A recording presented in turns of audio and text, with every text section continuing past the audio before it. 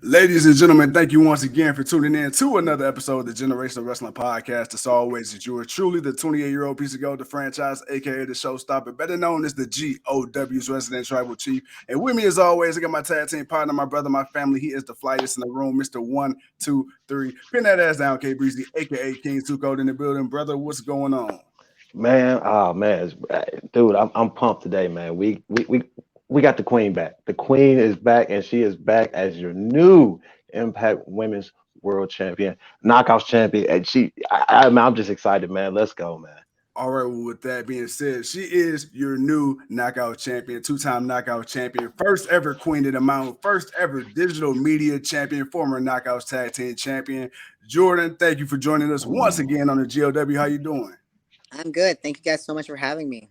Oh my goodness. Well, let's get right into it. What a crazy year and a half, 2 years it's been for you. Again, Man, coming off a Slammiversary, 20 years of Impact Wrestling. You are again the Knockouts champion. Talk about that night when you first walked into the building and you realized, hey, this is the 20th anniversary, first ever. What was going through your mind when you found out that you were going to actually be the one coming out as the champion? Man, to be completely honest with you, I was not even thinking about that, to be honest. I wasn't focused on that. I was focused on how nervous I was for this match, how anxious for it to be good.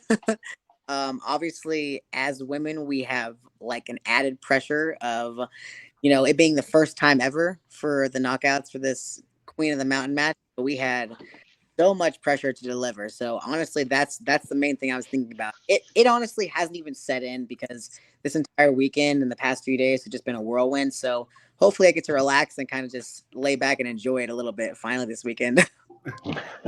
Well, speaking of getting to enjoy it, you said in the interview a few days ago, you didn't really feel like the first time when you won it, you got your due because obviously right after you won it, you had the pandemic. Now, hopefully, moving forward, fingers crossed, you get to defend it all over the place in front of live crowds. Emotionally, how does that make you feel knowing that this time around you get to do what you couldn't do before? I feel so happy because I feel like this time it's going to be right. If that makes sense to you, it's gonna feel right. My first defense is actually coming up next week, and it's where I live right now, where I'm calling home, Atlanta, Georgia, at Center Stage. My first defense is going to be in front of fans, which is awesome in and of itself. But it's also at my favorite wrestling venue in the United States, which is Center Stage. I don't know if you guys ever been there or not, but it's incredible. Too cold. okay, so you had this Queen of the Mountain match. Y'all had the first Ultimate X match. Like just those experiences, being able to put to be involved in them first and foremost, because you're one of two. Both of them. What was the experience like, just compared to that one to this one? Oh, compared to the Ultimate X match? Yeah, yeah, yeah. Yes. Oh, I went into it thinking it was going to be similar, but it ended up being completely different. That one I feel like I had more to study, more physical preparation, and this one Mhm. I had to mentally prepare for it. I had to study. They've only had 12 King of the Mountain matches just in Impact Right. Wrestling history, so I had to study those matches and learn all the rules and figure out what kind of story we were going to tell. And I wasn't so much worried about the physical aspect of it because with Ultimate X, obviously you got to be strong enough to hang from that thing, and Right. getting up there is one of the hardest parts, especially because I'm 5'2". So that was hard. Some guys can literally stand on the top turnbuckle and jump to it, and I was like, "There's absolutely no way I could do that. I'm gonna have to climb this thing." So it was a completely different experience. Oh, awesome. Go ahead, first. Okay, so speaking of being the first ever, with you being so young, you've already been to so many first evers, right? First ever digital media champion, first ever Queen of the Mountain, first ever knockouts, Ultimate X match. With you being so young, and then you put up a tweet. You and Josh Alexander collectively have held every single championship there is to hold in Impact Wrestling. With you again being so young, having so much success, what else is there left for Jordan Grace to accomplish either in Impact or wrestling altogether? Oh, one of my biggest goals before one of the other is going to happen. Either I'm going to leave Impact or I'm going to retire. We'll see which one happens first. But one of my biggest goals is to be the first person in history, man or woman, to hold all the titles at Impact. So I would have to win the X Division, the World Title, and then the Tag Team Championships. So, but that's Mm. that's the biggest goal. I want to be the first person to ever do that. Well, it's funny you said that because speaking of Josh Alexander, we just had him on a week ago. He had nothing but praise for people like you and Chris Bay. So let's check out what he had to say about yours truly. Man, honestly, last night, look, kind of little. It's kind of a jokey question, but if by chance, if Jordan Grace ever gets that opportunity to face for the world championship, and you're the champion, I don't see you losing it no time soon. Can Uh-huh. we expect to see a main event match? Hell yeah, man. I'm not going to treat anybody any differently. We need I like it. equality. And like, if Jordan Grace wants to step up blow for blow, I mean, I might get my ass kicked, but I'm ready, man. So with that being said, Jordynne, hey, Josh, you put it out there. You said you want to be the first ever. Hey, can we expect to see a challenge coming sooner or later? I mean, obviously, I have to focus on the knockouts division right now, but eventually, you know, if that ever lets up, I would definitely love to wrestle Josh for the world title. He is by far one of the hardest workers at Impact Wrestling. We actually go to the gym together pretty much every single loop. So he definitely motivates me to be a better athlete and a better wrestler, and I would absolutely love to wrestle him. We'd love to see it too, Cole. With you winning the championship and you now having faces like Mia Yim and a few others that are new to the company are coming in, and plus with Peraza and Mickey James still there. Who is that person you were most forward looking to? Sorry, who's that person you're looking forward to fighting the most? Like you're like you are that person. You're that first person I want to go up against. Oh man, you know, all the knockouts are just incredible to me.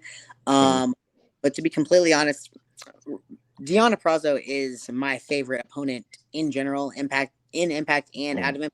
So obviously, I would love to wrestle her again for the title. But someone that it's been so long since I wrestled her the first time. I wrestled her 7 years ago. Is Mia Yim before she got signed.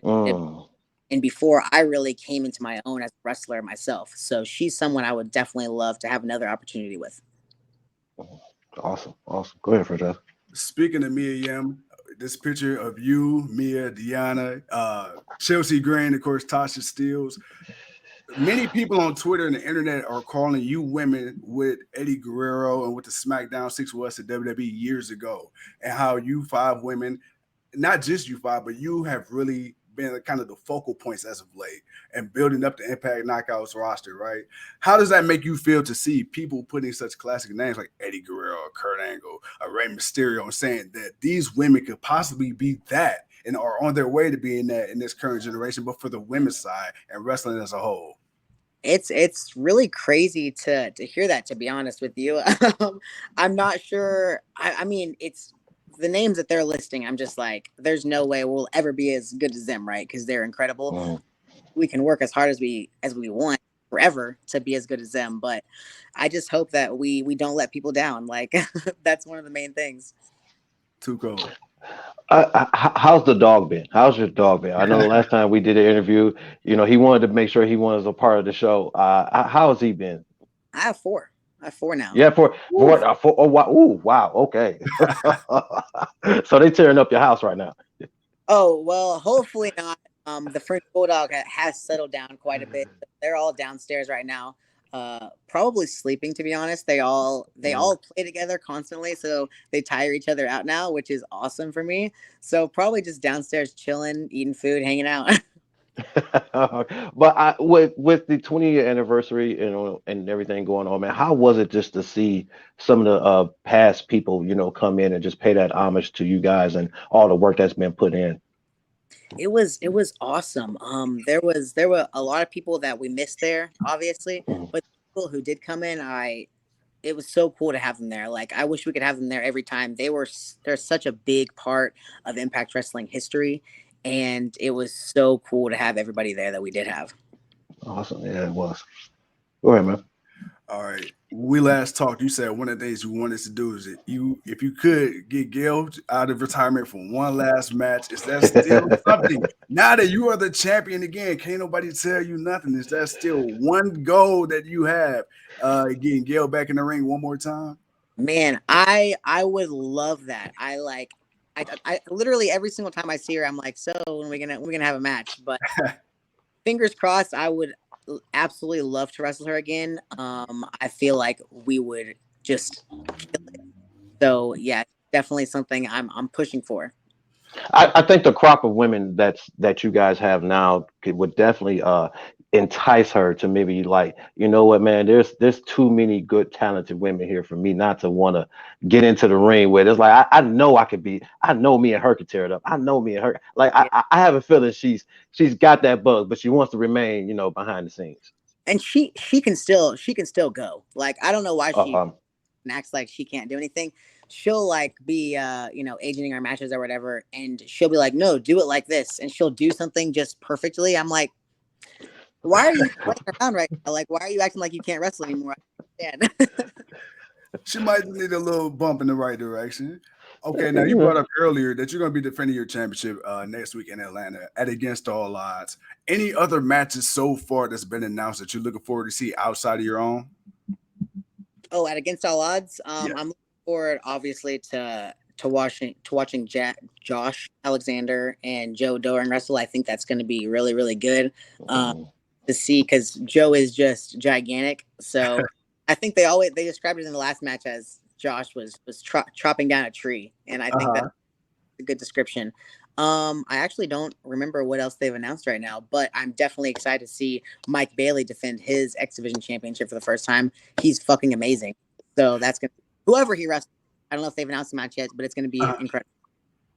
Speaking of Mike Bailey, speaking to Josh, speaking to yourself, seeing all this homegrown talent, all this love, right? Because for years, it was let's pull what we can get from established names for other companies. Now they're giving you guys the ball, and it's like, hey, it's yours. Take it. How does that make you feel as a performer? Just know you still got veterans from other, walks of life who've done their thing before and come here, but to see that they're trusting you guys to go out here from the ground up and to trust you and to see what 6 months in a row right now for the whole 2022, you guys are undefeated, top to bottom in the pay-per-view cards. Like, no one has a bad thing to say quality, in 2022. quality, lots and lots of quality. It feels so good, and honestly, I cannot remember the last time that Impact has had a bad pay-per-view.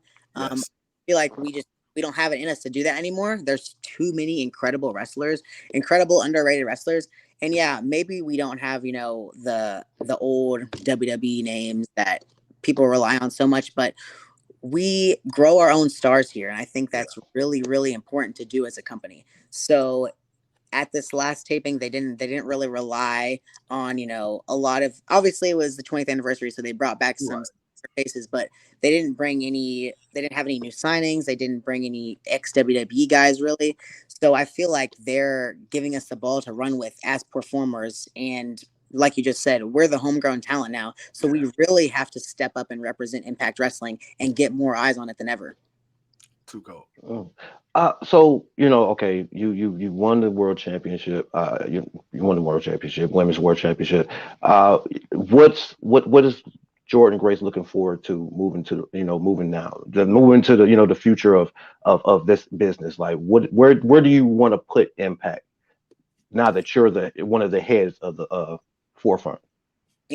Impact is on the map right now, but I really want to draw fans' eyes to it more. Like, I feel like people are not giving Impact the chance that they deserve and the opportunity to be amazing. Like, I really feel like we always say, support small businesses and all this stuff. Like, that is what Impact is, right? Like, we're a small business. We're giving it everything we have. We're not trying to, rely on anybody. And Impact is willing to play ball with anyone. And I think that's really important in a promotion.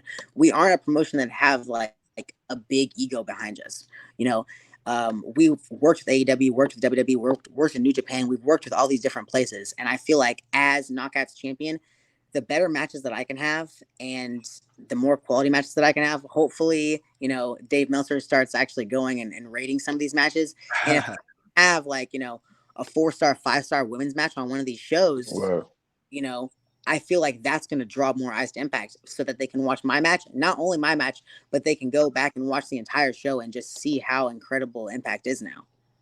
Is there that you can talk about? Are there any dates for you to go and wrestle in some of the other companies as the champion? Just kind of put, like you said, get those extra eyes on you. Are you talking about obviously the bigger promotions, right? Right. Yeah. Other promotions, yeah, obviously. So no, unfortunately, nothing plain like that. The Forbidden Door, there's a lot of politics involved in that, Right. and fortunately, I think a lot of the time Impact got the short end of the stick. So it's not Okay. that Okay. Impact won't do it. It just has to be the right situation, and you definitely can't have a champion going and losing, right? Oh Yeah. well, no. Like I said, you. Of course, you're going to showcase. I mean, you big mommy. No, you big mommy pump. You're going to showcase. You're not going to be losing nothing. No, but just curious. Talking about getting on the bigger stage, because and I've said this before, and I say it again just to reiterate. Impact Wrestling, as every company, has went through their lows, but now it's back on the uptick. But to me, what drew me back in 2017, specifically that year, was once again the Knockouts division, right? Because the Knockouts division was always a constant Impact, even from the beginning. Even when you had the bra and panties era of the WWE and the Divas era and everything, Impact was always that company to me that I feel like showcased their women on an equal or as much of an equal playing field at that time as the men. So with that being said, as Tuco said, with you being in the forefront, what do you think it would take for Impact to hit that quote unquote mainstream status? Man, I talk to the people about this all the time, and we don't know what it's going to be. Like we have no idea how to get more eyes on us, because we are putting out the best product we possibly can, Absolutely, right? yes. And you would think that that's enough, but it's not enough. So honestly, I don't know how to answer that question. I don't know what it's going to take for Impact to just for people to just give Impact that chance that we need. I just feel like if we stay consistent and keep doing these incredible pay-per-views and never having a bad pay-per-view really, and keep putting on this product, then eventually, hopefully, it would make sense for fans to start watching us. But you never know. People are diehard AEW fans, diehard WWE fans. And Yeah. they just need to take a look at one of our shows and just give something else a chance. Tuco. Just curiosity, has Big Papa Pump given you a holler since you won the championship? And just give a shout out to the Big Mommy Pump. I don't know. Honestly, I don't. I'm pretty sure he doesn't even know what's happening. I don't think he watches wrestling really. In general, I don't know. He's just living his life, and he probably has no idea what even happened this weekend. We're gonna have to put that out there, man. You have to give a shout out, man. Give some respect. But I have nothing else to ask. I just enjoy that you took the time out, to talk with us, and we know once again, man, we got so happy to see that you won, because last time we talked, you were winning the internet championship, the digital media. The digital media. I'm sorry, the digital media championship, and now you're the knockout women's champion. So it's like, and then watching you smack around Matt Cardona like I enjoy seeing you do. It is just awesome to see, you doing what you say you want to do, and you're doing, and you're looking great doing it, and you're bringing those eyes. They'll come. Those eyes will come. Fingers crossed. We really hope so. All right, really quick before we wrap up, I got two more things for you. One, where can the people find these Queen of the Mountain shirts? Yeah. They can find the crop top and the regular t-shirt on my website, JordynneGraceWrestler.com, and they're available in 10 different colors, so you don't have to settle for the regular black if you don't want to. But yeah, you can craft merchandise, stuff like that over my website, JordynneGraceWrestler.com. All right, two final things. One, plug in your social medias. Where can the people find Miss Jordynne Grace? They can find me Twitter, Instagram, Facebook, all pretty much under the same handle, at Jordynne Grace, JORDYNNE. And it's spelled right here, so y'all have no excuse to spell it wrong. And last but not least, against all odds, July 1st, Atlanta, Georgia. If the people want to come to it, if the people want to watch it, where can they find tickets? How can they buy the product?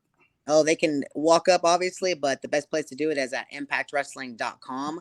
And you can find the address there, all that. It's going to be at Center Stage, my favorite place in the United States to wrestle. So hopefully I see a ton of people there. All right, Jordynne, well, like I said before the show, just hang tight for 1 second once we wrap up. But until then, ladies and gentlemen, thank you once again for tuning in to another episode of the Generation Wrestling Podcast. I'm the 28-year-old piece of gold. He's Tuco, and she is your two-time knockout champion. We'll talk to you later. Bye. Bye, guys.